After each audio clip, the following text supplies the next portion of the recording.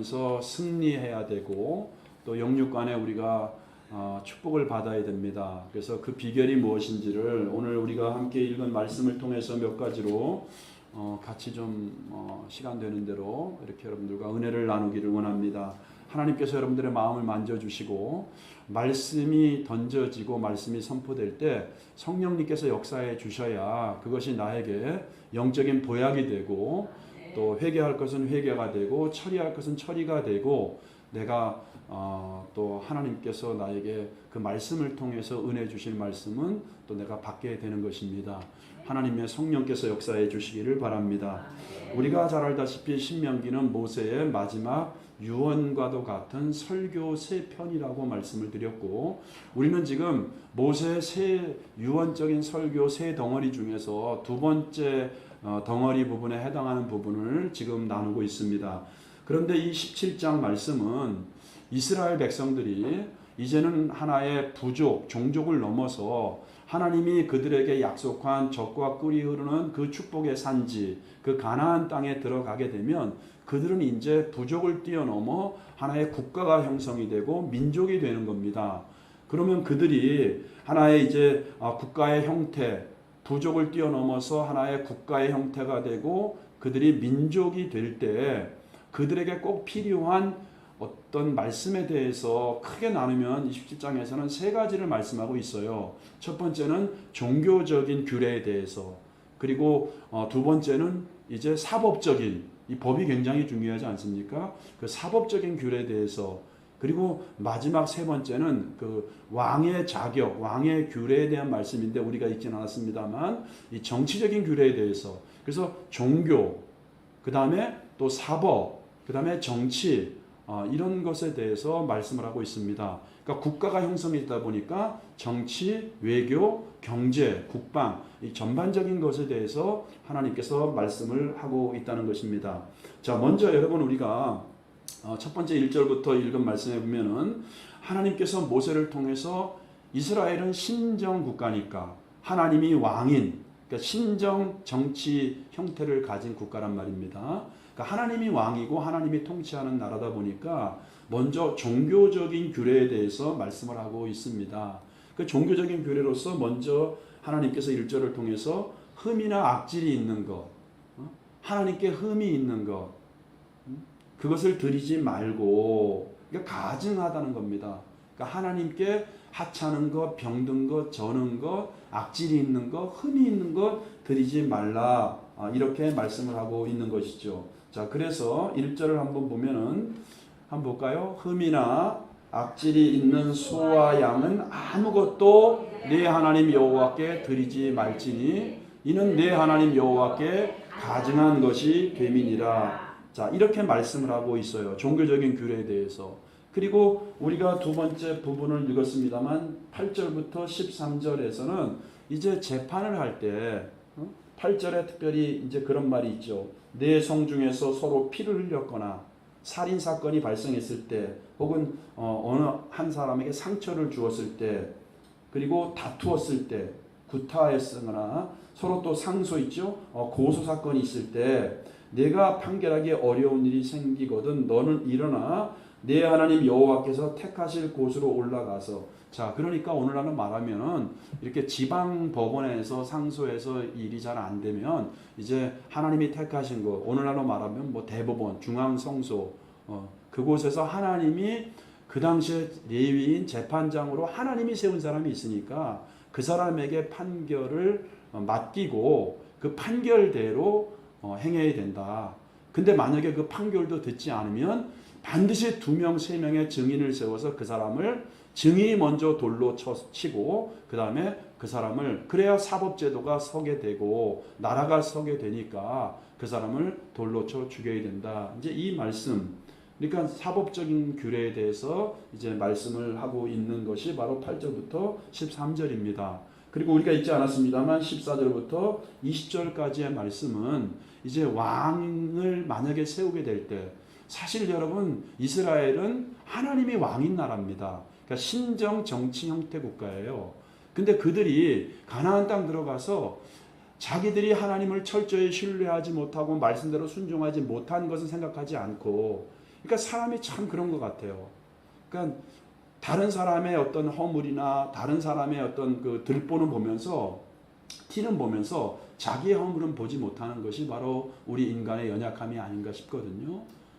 그러니까 책임과 자기가 그렇게 저주를 받고 자기들이 그렇게 어려운 가운데 있는 것은 자기들 책임, 자기들이 하나님 말씀대로 살지 않고 말씀에 불순종하고 우상을 섬기고 하나님의 말씀대로 살지 않은 것을 생각하지 않고 이제 그것이 이웃 나라는 다 왕이 통치하는데 우리는 왕이 없어서 그래.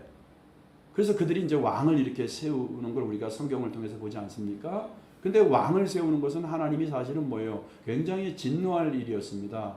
그래서 여러분 보세요. 우리가 사무엘상 보면은 왕을 요구할 때 이제 비가 내리는 우기가 아님에도 불구하고 하나님께서 그들의 어리석은 생각에 대해서 하나님이 그렇게 분노하시고 하나님께서 그 분노하시는 것을 통해서 하나님께서 벼락을 내리고 우박을 내리고 비를 내리는 걸 볼 수 있지 않습니까? 자, 그러니까 그렇게 만약에 너희들이 어쩔 수 없이 너희들이 그렇게 왕을 세울 때에는 하나님이 택하신 자를 세워야 된다. 그리고 왕은 뭐예요? 또 이렇게 그 말을 의지해서는 안 된다. 그러니까 자기의 힘. 그러니까 이스라엘은 하나님이 지키기 때문에 하나님의 능력, 하나님의 힘을 의지해야지 너희들의 힘과 너희들의 군사력, 너희들의 말을 의지해서는 안 된다. 너희들의 무기를 의지해서는 안 된다. 그래서 말을 구하러 애굽에 그 당시에 말이 준마들이 많이 있으니까 애굽에 내려가서는 안 된다. 그리고 두 번째 왕의 자격으로 너희들이 또 뭐예요? 아내들을 많이 두서는 안 된다. 왜냐하면 당시에는 뭐예요? 정략적인 결혼을 했잖아요. 이렇게 이웃 나라의 그 공주를 왕이 이렇게 자기 아내로 후빈으로 비빈으로 데려와서 서로 정치적인 안정을 꾀했단 말이에요. 그러니까 하나님을 의지하지 않는 행위들이거든요. 그러니까 아내를 많이 둬서는 안 된다. 그리고 너희들이 필요한 물질만 왕이 됐다고 해서 필요한 물질만 너희들이 받아야지 은금을 많이 축적해서도 안 된다. 그러면 더 중요한 걸 말씀해요. 왕이 될 자는, 그러니까 왕은 여러분, 그러니까 피곤한 어떻게 보면은 뭐 좋은 게 하나도 없어요. 그냥 하나님이 세우신 왕은.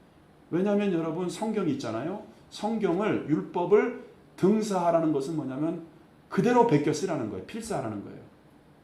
우리 김혜수 권사님 여기 써놓은 게 있잖아. 창세기부터 계시록까지 우리 권사님이 다 써놓은 이 필사가 있는데 저는 앞으로 우리 교회 뭐 이렇게 중요한 직분자 되는 분들은 한번 필사를 시켰으면 좋겠어. 장로님 되실 분들이나 이런 분들은 한번 성경을 의미가 있는 것 같아요. 그러니까 필사, 왕 된 사람들의 가장 중요한 자격 조건은 뭐냐면 성경 율법책을 필사를 하는 거예요. 물론 그 당시에는 이제 모세 오경, 모세 오경을 이렇게 필사를 했다고 학자들이 말을 하거든요. 그러니까 어쨌든 간에 성경을 필사를 하라는 거예요. 그리고 필사를 하면서 그걸 항상 옆에 두고 그 말씀대로 정치를 하라. 말씀대로 살라 이거예요. 그러니까 왕이 됐다는 것이 어떻게 보면은 왕의 어떻게 권리보다는 하나님께서는 의무에 왕으로서 지켜야 될 의무에 대해서 하나님이 말씀하신 걸 볼 수 있습니다.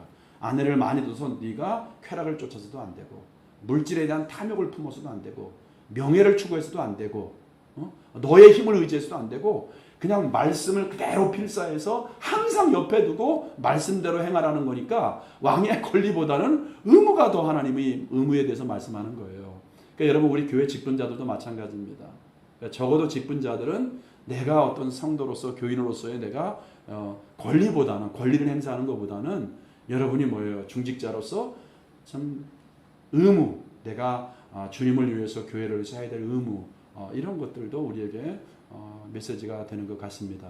자, 이렇게 말씀을 하고 있거든요. 자, 그래서 오늘 우리가 이 말씀을 통해서 그럼 우리가 어떻게 우리가 하나님이 주시는 승리 또 하나님이 주시는 축복을 우리가 경험할 수 있는가?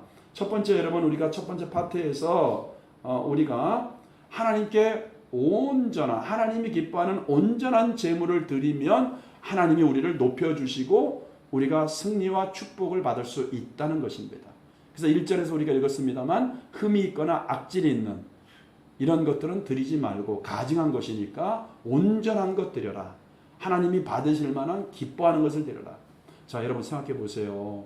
우리가 지금 예수님이 오셔서 구약은 이제 그림자라고 하잖아요. 모형이라고 합니다. 자, 이제 예수님이 오신 다음에 이 신약 시대에는 예수님이 오심으로 인해서 그러한 의식적인 그 제사들 있잖아요. 이런 것들은 다 이제 폐기가 된 거예요. 그 내용, 의미, 본질만 남아 있는 것이죠. 그래서 우리가 지금도 죄 지면은 우리가 여러분 1년에 한 번 이스라엘 사람들이 7월 15일 그들의 그 종교력으로 대속죄일에 양을 잡거나 뭐 비둘기를 잡거나 소를 잡거나 이렇게 그것을 직접 본인이 잡아갖고서는 이제 속죄 제사를 드리지 않잖아요. 왜? 예수님께서 십자가의 죽으심으로 말미암아 단번에 우리의 모든 죄를 다 용서해 주셨기 때문에 할렐루야. 이것이 복음 아니겠습니까? 그래서 우리가 이렇게 제사를 드리기 위해서 이제 양을 잡거나 소를 잡거나 염소를 잡거나 이제 그런 행위는 안 하는 것이잖아요. 예수님이 친히 우리의 속죄 제물이 되셔서 십자가에서 죽으심으로 우리의 모든 죄를 다 용서해 주시고 부활하심으로 우리의 구원을 완성해 주셨기 때문에 우리가 예수님을 나의 주님으로 믿으면 어떤 죄에서든지 간에 죄의 작음과 죄의 크기와 상관없이 우리는 용서함 받는 거룩한 하나님의 의인이 된 거 아니겠습니까? 그러니까 우리가 이제 제사 드릴 필요 없어요. 자, 그럼 우리는 어떻게 온전한 제물로 하나님께 드릴 수가 있겠습니까? 여러분 로마서 12장 1절 2절 너무나 중요한 말씀이거든요. 한번 보세요. 시작. 그러므로 형제들아 내가 하나님의 모든 자비하심으로 너희를 권하노니 너희 몸을 하나님이 기뻐하시는 거룩한 산 제물로 드리라. 이는 너희가 드릴 영적. 자, 1절을 한번 보세요. 1절에 보니까 자, 우리의 몸을 하나님께 산 제물로 드리라는 겁니다. 우리의 몸을 이 몸이라고 하는 것은 우리의 생각, 우리의 마음이 다 포함된 겁니다. 그 히브리인들의 어떤 이런 개념에서는 몸 따로 마음 따로가 아니에요. 몸 따로 영 따로가 아니에요. 그러니까 하나의 개념이거든요. 영과 혼, 마음과 육신을 같이, 그러니까 우리의 전 인격, 우리의 전 존재를 하나님께 살아있는 제물로 드리라는 거예요. 이것이 바로 우리가 드릴 영적 예배라고 말씀을 하는 거예요. 여러분 로마서는 특별히 성경 중에서도 왕관의 보석 같은 그런 말씀이라고 이렇게 많은 목사님들이나 학자들이 얘기를 하거든요. 그만큼 로마서는 교리적인 부분이나 아니면은 또 우리가 신앙생활 하는 데 있어서 너무나도 아주 주옥 같은 보석처럼 빛나는 말씀이 로마서예요. 그래서 어떤 목사님은 뭐 로마서 천독 읽기 막 이런 책도 쓰고 로마서를 그렇게 강조하는데, 그리고 많은 사람들 있잖아요. 기독교의 위대한 성자 어거스틴, 또 루터, 많은 학자들이나 많은 위대한 성자들이 로마서를 읽다가 로마서 말씀이 나에게 레마의 말씀이 되어서 변화를 받고 회개하고 정말 위대한 하나님의 사람으로 쓰임받는 경우가 많이 있거든요. 근데 로마서 보면은 1장부터 11장까지가 하나님이 어떤 분인지, 또 인간의 실체가 무엇인지, 죄가 무엇인지, 복음이 무엇인지, 성령님은 어떤 분이시고 어떤 일을 하시는지 모든 것에 대해서 다 설명을 합니다. 그러니까 로마서는 정말 복음적인 이런 말씀이 꽉 차 있습니다. 그러니까 1장부터 11장까지 전부 다 이렇게 하나님부터 죄와 타락한 인간과 또 복음과 성령에 대해서 교회에 대해서 쫙 설명을 해요. 그리고 나서 이론적인 것을 설명을 하고 나서 12장 1절부터 그러므로라고 하는 단어가요. 지금 1장부터 11장 그 전까지 한 모든 말씀을 다 뒷받침하는 내용이에요. 그러므로 이제는 뭐예요? 우리가 우리 몸을, 우리의 전인격을 하나님께 제물로 드려야 된다. 그것이 하나님께 우리가 드릴 영적 예배이다. 이렇게 말씀하고 있는 거예요. 그러니까 우리가 지금은 소나 양을 잡아서 하나님께 우리가 제물로 드리는 것이 아니고, 이거 흠이 있는 거네. 이 소와 이 양이 악질이 있고 흠이 있는 거네. 병들었네. 이게 다리를 좀 저는 거네. 이제 우리가 그런 것을 판단해서 제물로 그렇게 드리는 것이 아니고, 우리가 온전한 제물, 여기도 보면 하나님이 기뻐하시는 제물이라고 말씀했잖아요. 살아있는 제물이라고 말씀하잖아요.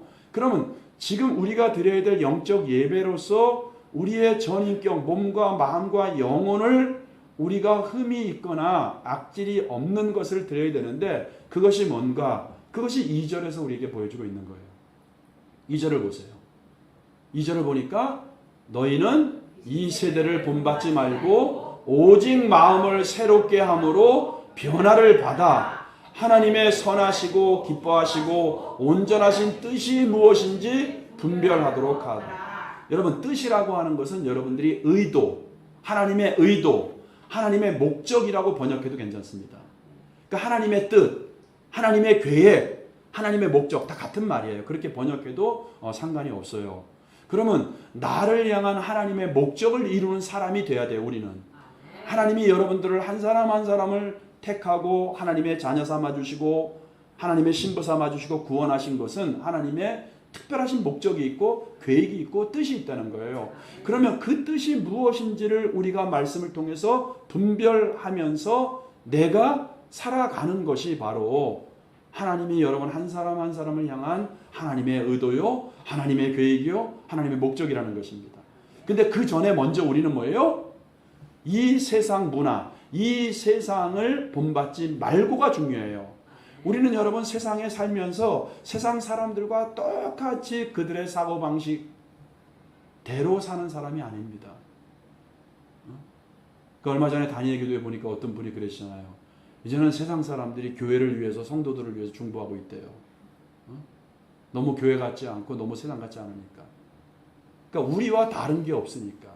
세상 사람들이 성도를 욕하고 교회를 욕하는 것이 저들도 우리와 똑같아. 다름이 없으니까. 참 이거 심각한 것 같습니다. 그러니까 우리는 여러분 보세요. 세상 사람들, 세상의 문화, 세상의 가치관을 우리가 본받지 말고가 중요한 거예요. 그리고 뭐예요? 마음의 변화를 받아. 이거는 성령님과 말씀의 능력으로만 가능합니다. 내 힘과 내 노력과 내 의지로 안 돼요. 우리가 하나님을 기다리면서 기도하고 말씀 붙잡고 하나님을 갈망하면 성령께서 오셔야 말씀의 능력으로 우리가 새로운 마음으로 변화를 받을 수가 있는 것입니다. 그래야 우리가 나를 향한 하나님의 계획, 나를 향한 하나님의 목적을 이루는 성도, 이루는 삶을 살아갈 수 있다는 것입니다. 이것이 바로 오늘 신명기 17장에서 하나님이 우리들에게, 이 시대를 살고 있는 우리들에게 주시는 말씀이에요. 온전한 재임을 우리가 어떻게 드릴 것인가? 로마서에서 바울이 이야기하는 것처럼 이 세상의 풍습이라든지 세상 사람들의 가치관이라든지 세상을 따르는 자가 아니고 우리는 세상을 거스리는 사람들이에요. 세상을 거스리는 사람들. 그리고 성령과 말씀의 능력으로 우리가 새롭게 변화를 받는 것. 변화를 받아서 온전히 우리가 그렇게 살아갈 때 이것이 바로 하나님이 기뻐 받으시는 살아있는 제물이다. 할렐루야. 우리 여러분 부족하고 연약하죠. 다 허물이 많고 흠이 많습니다. 늘 실수하고 깨어지기 쉽습니다. 그러나 하나님께서 우리들에게 은혜 주셔서 이 시대에 온전한 제물로서 여러분들이 살아갈 수 있기를 축복합니다. 그러면 하나님께서 우리를 높여주시고요. 하나님께서 승리하게 만들어주시고요. 하나님께서 동행하시고 역사해 주시니까 우리에게 하나님께서 축복을 주실 수밖에 없는 거 아니겠습니까? 말씀에 순종하고 그렇게 살아가는데 이런 은혜가 있기를 바랍니다. 그리고 여러분 이 종교적인 규례 두 번째는, 첫 번째는 온전한 제물을 드려라 이렇게 말씀을 하고요. 그리고 이 종교적인 규례로서 하나님이 두 번째 말씀하는 것은 뭐냐면, 여러분 오늘 신명기 17장 우리가 한번 볼까요? 자, 2절부터 나오는데 시작. 내 하나님 여호와께서 내게 주시는 어느 성읍에서든지 너희 가운데 어떤 남자나 여자가 내 하나님 여호와의 목전에 악을 행하여 그 언약을 어기고, 그 다음에 보세요. 3절에 가서 다른 신들을 섬겨 그것에게 절하며 내가 명령하지 아니한 1월 성신에게 절한다 하자. 그것이 내게 알려짐으로 내가 듣거든 자세히 조사해 볼지니 만일 그 일과 말이 확실하여 이스라엘 중에 이런 가증한 일이 행함이 있으면 너는 그 악을 행한 남자나 여자를 내 성문으로 끌어내고 그 남자나 여자를 돌로 쳐 죽이되 죽일 자를 두 사람이나 세 사람의 증언으로 죽일 것이요 한 사람의 증언으로는 죽이지 말 것이며 이런 자를 죽이기 위하여는 증인이 먼저 그에게 손을 댄 후에 뭇백성이 손을 댈지니라. 너는 이와 같이 하여 악을 제할지니라. 자, 첫 번째는 악질이 있거나 흠이 있는 재물 드리지 말라는 거예요. 자, 그런데 우리는 지금 이 시대에 예수님이 오셔서 제사법, 의식법은 다 폐해졌다고 말씀했죠. 이제 우리는 우리의 몸, 우리의 전인격으로 우리가 살아있는 제물로 하나님께 드려야 된다는 말씀을 했어요. 자, 두 번째는 뭐냐면 우상을 섬겨서는 안 된다는 거예요. 여기 보면은 뭐 1월 성신, 해, 달, 별들을 그것에게 절하거나 해, 달, 별을 섬겨서는 안 된다. 여러분, 당시에는 뭐 만신놀이라 해서 신이 얼마나 많은지 모릅니다. 가나안 땅 들어가면 그들이 가장 대표적인 뭐 태양신을 비롯해서 바알과 성경에 그렇게 많이 나오는 이제 바알과 아세라 나오잖아요. 풍요와 다산을 상징하는 우리들에게 물질적인 번영을 보장하는 그런 신으로 그들이 섬겼거든요. 근데 하나님이 그들에게 미리 경고의 말씀을 드리는 겁니다. 너희들이 흠이 있는 재물뿐만이 아니고 너희들이 우상을 섬겨서는 안 된다. 여러분, 우리가 십계명, 하나님이 주신 십계명 보세요. 첫 번째 계명이 뭐죠? 너는 나 외에 다른 신을 두지 말라. 이게 원문으로 보면은 너는 내 얼굴 앞에 다른 신을 있게 하지 말라는 거거든요. 그러니까 너는 하나님만 바라보라 이런 말이에요. 이 계명이. 그리고 두 번째가 뭐예요? 어떤 형상, 나무나 돌이나 어떤 신이라고 자기가 섬기는 이런 어떤 형상이든지 어떤 형상이에요. 하나님이라고 그들이 여호와라고 그들이 생각해서 이게 하나님이야 이렇게 형상을 만들지도 말고 그 형상에 절하지 말라고 하나님 말씀하고 있는 거예요. 그러니까 여러분, 우리가 어떤 형상이든지, 심지어 여러분 합동 측에서는 교회 장로교, 우리 정성 장로님은 이제 합동 측에 계셨으니까 잘 아시겠지만, 합동 측은 여러분 이제 교회 십자가도 이게 못 걸게 해요. 십자가 자체도 하나의 우상이 될 수 있으니까. 자, 여러분 보세요, 우리가. 그러니까 하나님은 어떤 하나님으로 너희들이 믿고 섬길 만한 어떤 형상 자체도 너희들이 만들지 말라고 이야기합니다. 어떤 형상 자체도. 자, 그럼 여러분 보세요. 지금은 우리가 십계명의 의미가 뭐라 그랬죠? 하나님만 바라보라 그랬잖아요. 하나님 앞에 다른 어떤 것을 두지 말라는 것이라고 말씀했습니다. 형상을 만들지 말고 절하지 말라, 우상 숭배하지 말라는 거거든요. 이 두 번째 메시지가. 근데 오늘날은 여러분, 우리가 목사님 저는 뭐 이렇게 어떤 우상에게 가서 예를 뭐 부처 신상 같은데 어디 뭐 이렇게 유적지 뭐 이런 데 가면 뭐 얼마나 신상이 크고요. 또 뭐 동남아나 어떤 데 이런 데 가면 뭐 또 그건 무슨 상이래? 부처가 누워 있는 것도 있더라고 이렇게. 지안이 말레이시아 있을 때인가 그때 한번 가보니까 또 이렇게 지안이랑 하루 여행을 보는데 뭐 이렇게 누워 있는 그 부처도 있어. 별 부처가 다 있어. 엄청나게. 나는 목사님 그런 데 가서 나는 절하거나 나는 기도하지 않으니까 나는 우상 섬기지 않잖아요. 여러분, 오늘날 아까 제가 말씀드렸죠. 예수님이 오셔서 의식법이 폐해졌다고 말씀드렸습니다. 지금 내가 어떤 그런 뭐 우상으로 형태로 만들어진 데 가서 절을 하지 않는다고 하더라도 하나님은 여러분, 우리 마음의 음란, 우리 마음의 탐심, 악한 것들 있죠. 우리 마음이 신령 성전이잖아요, 지금. 우리 마음에 죄로 가득 차 있고 음란과 사욕과 탐욕과 탐심으로 가득 차 있으면 하나님은 이것을 우상 숭배라고 말씀하고 있어요. 자, 골로새 3장 5절을 한번 보세요. 골로새 3장 5절. 자, 시작. 그러므로 땅에 있는 지체를 죽이라. 곧 음란과 부정과 사욕과 악한 정욕과 탐심이니 탐심은 우상 숭배니라. 자, 여러분, 이겁니다. 하나님을 하나님보다 더 사랑하는 게 다 우상인 거예요. 여러분, 우리가 아브라함 사건을 잘 아시죠? 아브라함이 여러분 보세요. 창세기 22장에서 100세에 얻은 이삭, 자기의 실력과 능력으로 낳은 아들이 아닙니다. 사라가 91세, 아브라함이 100세에 어떻게 자녀를 낳아요? 임신할 수 있는 여자로서도 생리가 그쳤고 남자도 능력이 없습니다. 하나님은 그때 이삭을 주시거든요. 그러니까 이삭은 내가 준 선물이라는 거예요. 근데 하나님이 보니까 여러분 보세요. 저는 아직 이제 손자를 못 봤어요. 근데 제 친구 중에 보면은 일주일에 서울에 사는데 일주일에 한 2번은 가. 그리고 이 딸이 영상을 조금만 보여줘 그냥. 근데 뭐 또 시어머니나 시집에는 뭐 영상을 아주 오래 보여준다며. 이제 그거 보고 오지 말라고. 참 요즘 하여튼 애들 보면은요. 그러니까 제 친구도요. 아예 그냥 휴대폰에다가 자기 그 손주 이렇게 아주 그냥 해놓고 일주일에 한 2번은 간대. 저 만나도 이번에 정 목사와 커피 사, 밥 사 막 그래요. 나도 돈이 없는데. 자기는 손주한테 쓸 돈을 쓰느라고. 여러분 보세요. 이 막 손주가 있으면 막 손주에 미쳐요. 그죠? 여러분 있는 분들 아시잖아요.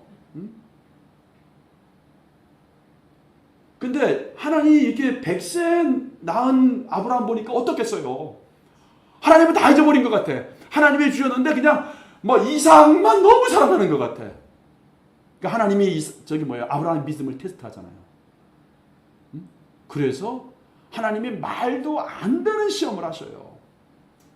그러니까 우리가 신앙생활하면서 억울하고 이런 일이 얼마나 많은지 몰라요. 그죠? 하나님 말도 안 돼요. 하나님 억울해요. 이럴 때 많잖아요. 여러분. 그러니까 아브라함처럼 억울했을까? 100세에 낳은 아들 이삭을 번제로 드리래. 번제가 뭔지 알죠?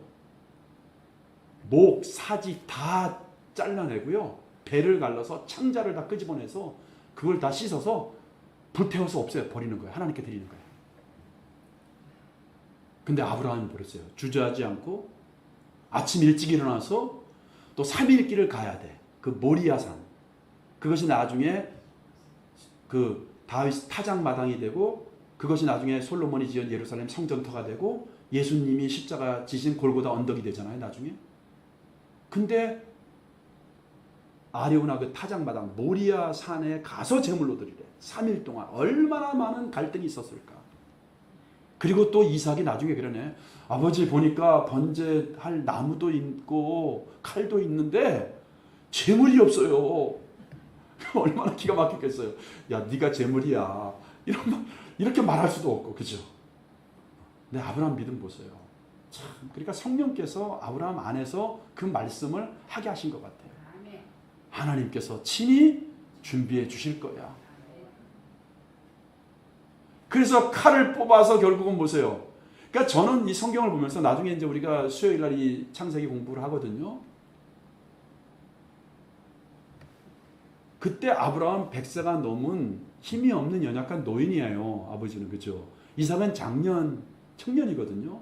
근데 아버지가 자기를 제물로 드리기 위해서 막 포박을 하고 막 이렇게 묶는데도 가만히 있잖아. 야, 그래서 이삭은 이 한 번의 순종 때문에 성경에 보면은 이삭처럼 형통한 사람이 없어. 그냥 파면 눈물이 나와. 가는 곳곳마다 100배의 축복을 받고요. 그죠? 그 한 번의 그 순종으로. 아, 순종이 제사보다 낫다. 하나님은 이렇게 순종하는 사람을 기뻐하신다. 이삭을 향해서 이제 목을 쳐야 되잖아요. 제물로 드리려면. 칼을 뽑아갖고서는 그냥 이삭을 향해 내리치려고 하는 순간 하나님이 얼마나 급했으면, 여러분 그 부분 성경 읽을 때 그냥 아브라함아 이렇게 읽으면 안 돼. 아브라함아 막 하나님이 얼마나 그냥 깜짝 놀라셨겠어요, 여러분. 아브라함아 얼마나 그냥. 하나님이 막 급해갖고서는 막 천사를 보내갖고서는, 그래서 그런 그림도 있어요, 여러분. 천사가 와서 아브라함 내리치는 이 칼을 이렇게 막고 있는 그런 그림도 있어. 참 화가들 그 상상력이 대단하시죠?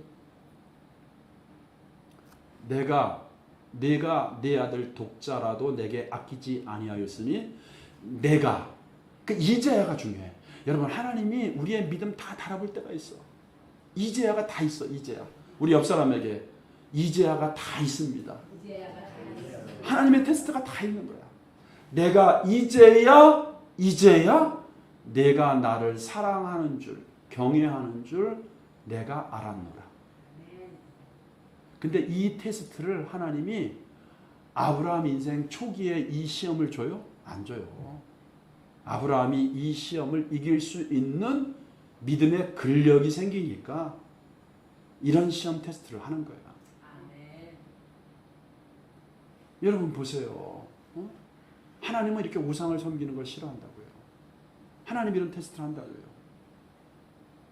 그래서 우리가 이 시대는 뭐예요? 하나님보다 내가 가능하면 여러분들의 믿음의 여정 가운데서 믿음의 크기만큼 하나하나 내가 하나님보다 사랑하는 게 뭐지? 이거를 자꾸 밀어놓는 거야 이게 하나님 보시기에 내가 우상을 이렇게 제거했는 거야. 세상을 사랑하는 거, 내가 돈을 하나님보다 더 사랑하는 마음, 힘들지만 조금씩 밀어놓는 겁니다. 성령을 의지해서. 내 명예? 어떤 사람은 이 명예 아닌 못 사는 사람이 있어요. 세상을 사랑하는 이런 모든 탐심이 하나님 볼 때는 이게 우상숭배라고 말씀을 하고 있다는 것이죠. 여러분, 우리가 우리 몸으로서 하나님이 기뻐하는 제물로, 살아있는 제물로 드리고, 우리가 이 시대에 정말 하나님보다 더 사랑하는 것이 있다고 하면 그것을 하나하나씩 내려놓기 시작할 때 그때 하나님이 일하시고 그때 우리가 승리하고 축복을 받을 수 있다는 것입니다. 사랑하는 성도 여러분, 그럼 이거는 내 힘과 내 능력으로 돼요, 안 돼요? 안 되잖아요. 막 손주 생기면 뭐 벌써 뭐 그냥 뭐 매일 뭐, 또 제가 아는 어떤 목사님은 손주가 늦게 봤어요. 이 손주가 막 목사님 설교하는데 여기까지 올라와. 할아버지 하면서 올라와. 나는 그러지 말아야 될 텐데. 지안이 또 안 그러겠지 뭐. 근데 여러분 보세요. 하여튼 우리가 손주보다도 하나님을 더 사랑해야 된다. 손주를 더 사랑해? 그게 탐심이야. 여러분 적용할 거 많이 있겠죠? 내가 이게 가장 중요한 거야. 가나안 땅 들어갔을 때 내가 예수를 믿을 때 힘들지만, 그래서 내가 내 실력으로 내 힘과 능력으로 이렇게 내가 하나님을 사랑하는 게 쉽지 않을 때, 여러분 보세요. 하나님이 우리를 만든 창조주 아닙니까?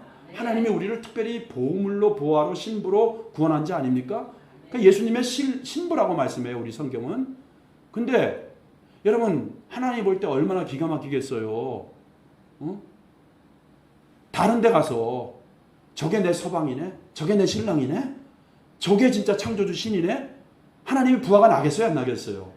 하나님은 질투하는 하나님이라 했어요. 그러니까 하나님의 우상을 그렇게 싫어하는 겁니다. 여러분, 죽는 것 같아도, 힘든 것 같아도 하나님에게만 올인해 보세요.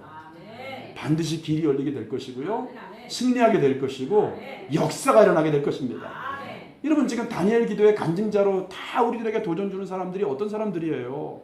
힘들지만, 어렵지만, 결단하기 쉽지 않지만 그냥 하나님께 올인하는 사람들 아닙니까? 우리의 마음을, 우리의 영과 우리의 몸을 하나님이 받으시는 제물로 드리시고, 또 우리가 내 마음에 어떤 것도 하나님보다 더 사랑하는 것을 이렇게 한 걸음 한 걸음 뒤로 놓음으로 말미암아 승리하는 저와 여러분들 되시기를 주의 이름으로 축복합니다. 자, 오늘 시간이 돼서 한 단락 부분만 설교했어요. 자, 우리가 다음에 이어서 설교하는 것으로 하고, 다음 주부터는 우리가 가장 기독교의 기본적인 이런 교육을 하겠습니다. 우리 같이 이 찬양 부르고 우리 같이 기도하고